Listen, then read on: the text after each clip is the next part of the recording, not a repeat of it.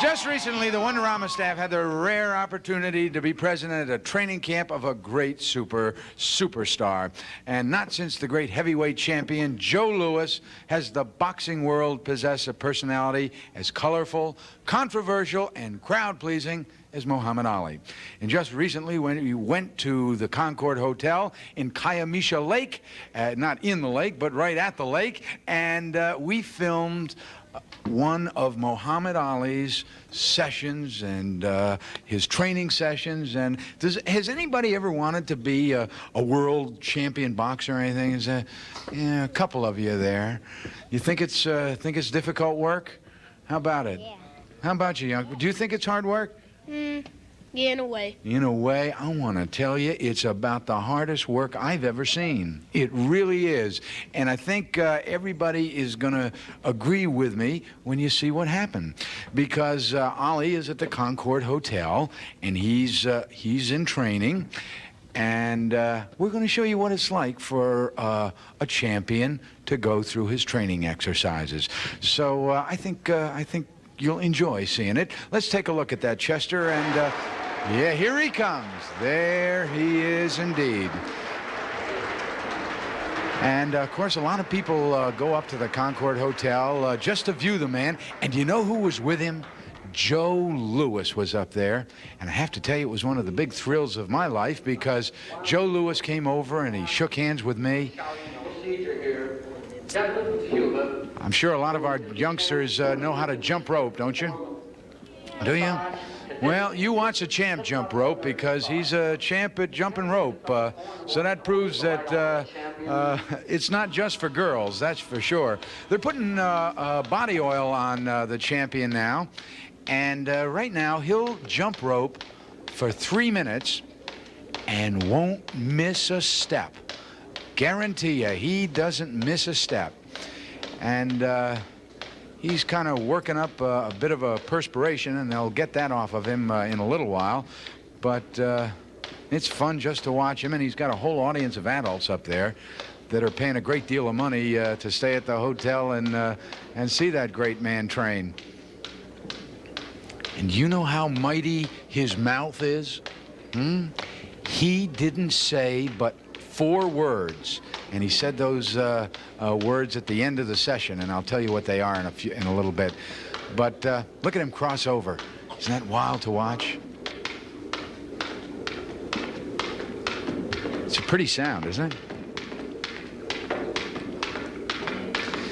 Now, the champ does this for 3 minutes. It doesn't sound like a long time. Then he takes his break and walks around the ring for 1 minute. Just like he was in the ring. And he does this for another 3 minutes. See, everybody's applauding now. So he actually did that. We cut it down, but he did that about 6 3-minute rounds. Now he goes over to the big bag, which is a special bag because most bags are usually filled with sand. And this one is filled with cloth. And this is to take out his aggression, to learn how to box, to tighten up his muscles. And again, he works on this bag for 3 minutes, and then he walks around for a minute. And then he works on the bag for 3 more minutes, and he walks around for a minute. And you're seeing something that I don't think too many people have seen.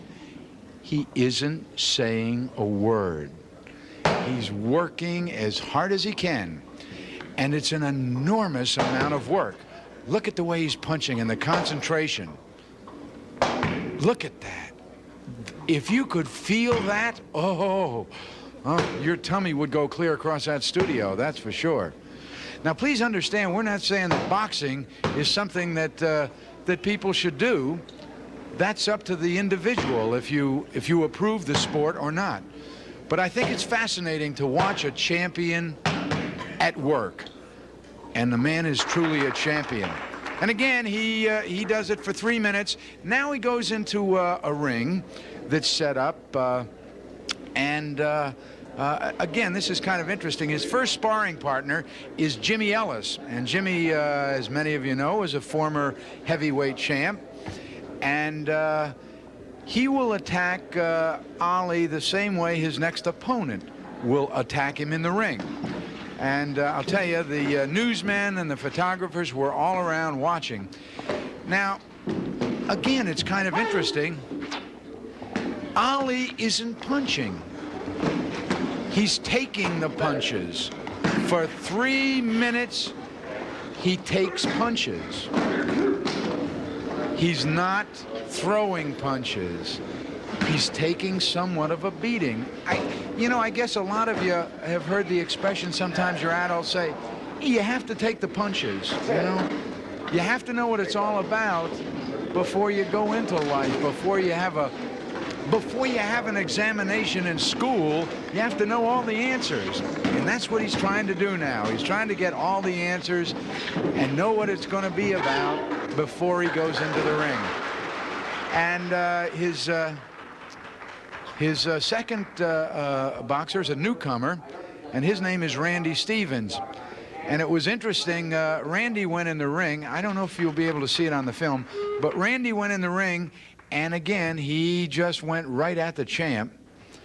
And just once or twice, the champ shot out, as he says, flowed like a butterfly and sting like a bee. And that newcomer, Randy Stevens, walked out of the ring with one big shiner, or a black eye that you can't believe. And okay, there he is. And you see, he really isn't throwing punches. He's just taking them. Fascinating thing to see. Especially backstage, and that's kind of what you're seeing right now. And again, this young man is Randy Stevens, a fine young boxer. And of course, does anybody know who the greatest name in boxing is besides Ali? It's a fellow that's associated with him, and that's Angelo Dundee, who is on the side.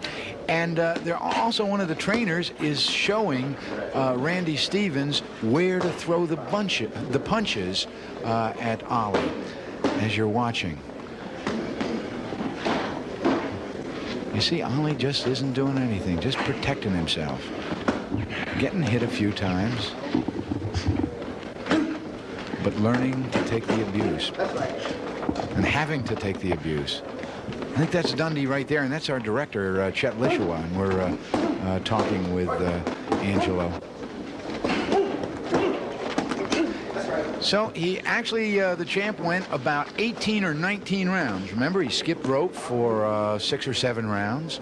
Then he hit the big bag for 4 or 5 rounds. He went in the ring for 4 or 5 rounds. And you'll see a stunt that we're going to do on Guess Your Best. I won't tell you about that, but you'll see him go with the small bag very shortly. There he goes.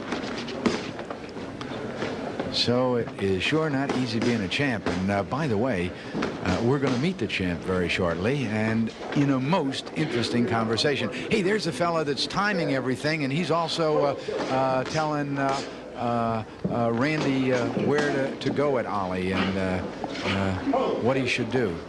And of course, they're all wearing protective garb. These men are professional fighters. And I guess rather than taking your aggressions out on the street, if you're ever mad at anybody, maybe there is something to say about boxing, that you can get in the ring and take your aggressions out that way. How about that? Isn't that something? There he is. Of course, they have to unwrap his hand, or wrap his hand when he goes into the ring and goes into boxing, so he doesn't have a broken wrist. And there he is. Oh, he's getting beautiful again. Yeah, he's got to do that all the time, doesn't he? And, oh, look at that. Now he's going after the bag. And he just gets a rhythm going with that punching bag that's unreal. And again, he does this for 3 minutes. Listen to it.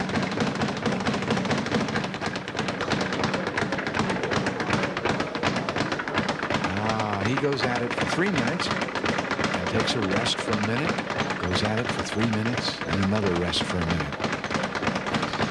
So to watch the champ do his thing, he really does it. Now he's doing that with his bare fist, too, hitting that leather bag, and I think if any of us did that, oh, we'd have some pretty sore hands, wouldn't we?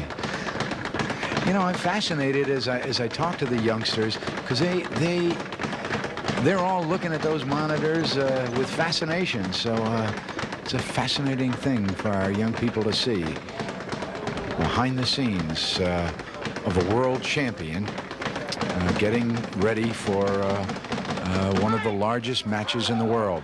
There he is.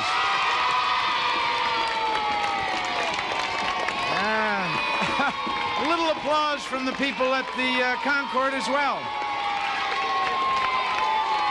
And as the champ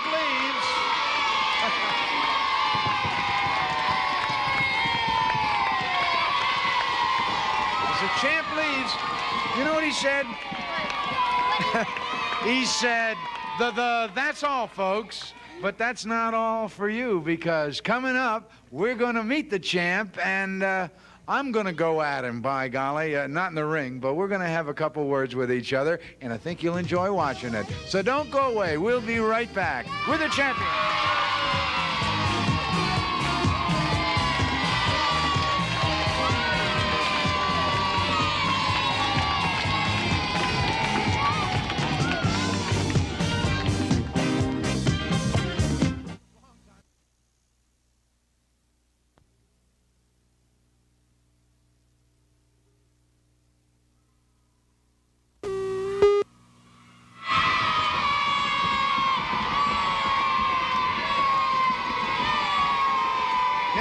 Today on Wonderama, we showed you the strenuous workout that a champion endures while he's preparing for a title bout.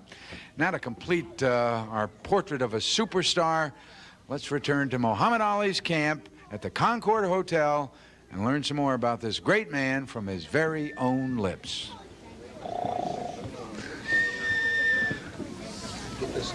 Yeah, we got it. Keep snoring. Would you believe this man is a champ? You better believe he's a champ. Oh, come on. He's got a right to snooze. I'll tell you, he's been working since what time? Come on, champ. Wake up. Let's get with man, it. How you doing? How are the children today? Hello, Mommy and Daddy and Billy. Oh, well, you stop that. My goodness. How did you get in my room?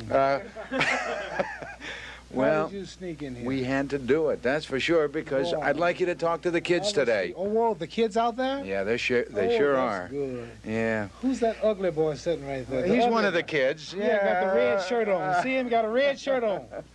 Champ, let me ask you. You just put on an exhibition for a lot of the people at the Concord, and they only saw maybe an hour.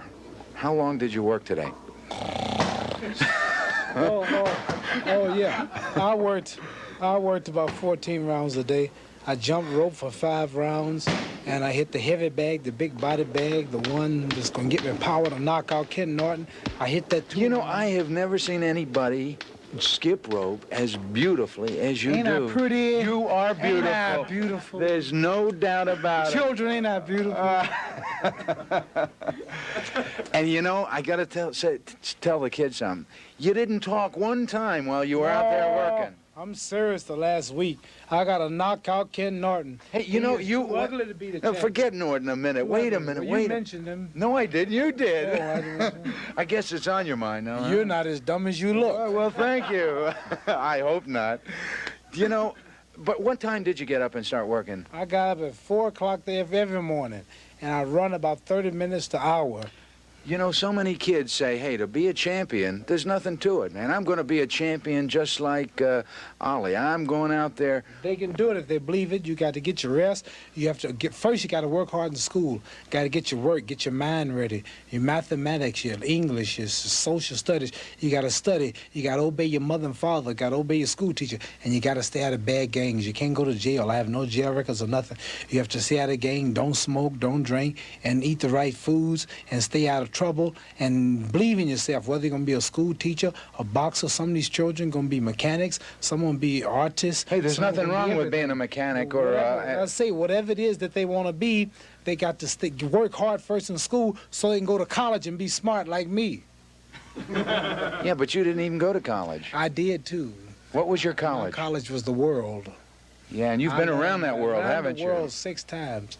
That's right. Did you go to college? No, I didn't go all the way through college I either. thought you were dumb. Yeah, but I had to work hard to get where I'm at too. Yeah, well, Just entertaining kids, and that's hard work as well. But you're so ugly. Yeah, I know. Well, I can't help that. No, and you that just was went. joking. Oh, He's not ugly. He's nice. He's nice looking. When Is that a wig or no, your real hair? no, it's not like Cosell's. You can pull it That's off. your real hair. That's real. When you were a kid, when you were 6 or 7 or 8 years old, what was your ambition? I didn't have no ambition that young. A kid. What did you really- think about it, though? I mean, what did you say? What did I was think your when I family? was- What was your family What did I like? think about when I was 6 or 7 years old? Yeah, tell me. How are you gonna remember what you did when you were 6 or 7? Oh, I remember. Well, I don't. I wasn't Oh, thinking. how about when you were older? When you were I 10? was going in the cookie jar. How I can slip to the cookie jar. How I can go get some ice cream and things like that. And Did you get the ice cream? Yeah, I got everything. I slipped in the cookie jar. I got a whooping a lot of times, but I got it. Yeah. Who gave you I who gave you a whipping the most? My father, he used to take my head. Was he as tough as you are? No, my brother. He used to take my head and put it between his legs and take my pants off. Right. And I was naked. He took us to get some green switches. He said, go get some switches. And I always try to find old switches so they break. Right. He said, no, go get me some green switches. And he beat my behind. Children until they were turned red. Hey, about the punching bag now. So Hey. dumb, your questions are so boring. I'll go to sleep. I'm sorry. I really am. Wow. How do you have that show? Do those kids have to listen to you all the time? No, because they have to listen to people like If you. I was a kid, I don't know what I would do. You wouldn't. You I'd don't. rather talk to Frankenstein. Yeah, what's your question? No, I was. Why would you rather talk to Frankenstein? Because he's prettier than you. Yeah, that's true. There's no doubt about No, it's that. just fair. All right, you're resting now, but you were downstairs, and you actually go through like 15. Come on, about 15 rounds when you're Not giving that an many. exhibition. I just showed off today. Had a lot of press the other day, a lot of smart alecks who think Ken Norton is greater than me, and I just put some fear in them. Hey, let me ask you, what does it feel when you go out and people are kind of looking at you like it's a freak show? I mean, all of these Freak people... show? Yeah. No, they're looking at it and saying, and you don't talk, you just go out there and work like a champion that you are. But what's going through your mind with all of these people staring at you? I'm used to it. I'm used to people. I pay no attention. People motivate you. People been there makes you work hard and you want to look your best. Want to give them a good show because a lot of them... See, the World Heavyweight title is the biggest prize in sports, you must remember. The World Heavyweight Champion. And Yeah, but you've made it what it is today. I mean, not since Joe Louis, who was probably the greatest athlete in boxing history before you. Now you're smart. Before me. See, I told you I'm not as dumb, Yeah, dumb as you as I look. You're my buddy. I like you. Okay. You know, I remember when I was a kid, I used to listen to the radio and root for Joe Louis, and he was the greatest hero in the world. And you're the same hero to the kids today. And how does that make you feel to know that? Makes you feel good. You want to do all you can to lead them the right way, like telling them to go to school, find out what the life purpose is. Everything God created has a purpose. Trees have a purpose. The moon has a purpose. Rain, snow, cats, dogs, everything have a purpose. Most surely God's highest form of life, human beings have a purpose. And the wise man is he or she who knows the life purpose. So we all were born for purpose. Every child watching the show has a purpose, and they got to find out what it is that they want to do and start working on it now while they're young.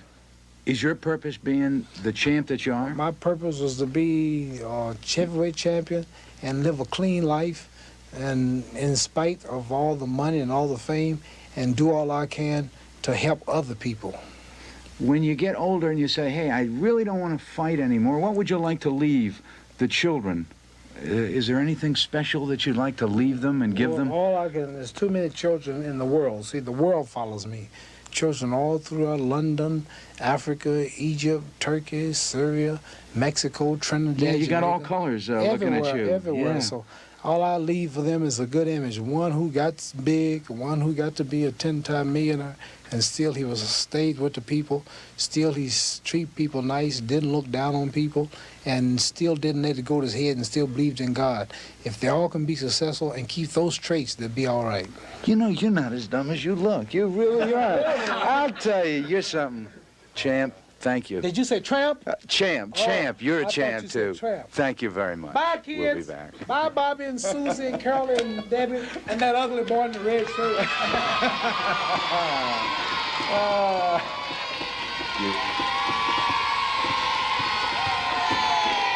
There's that man in the red shirt down there.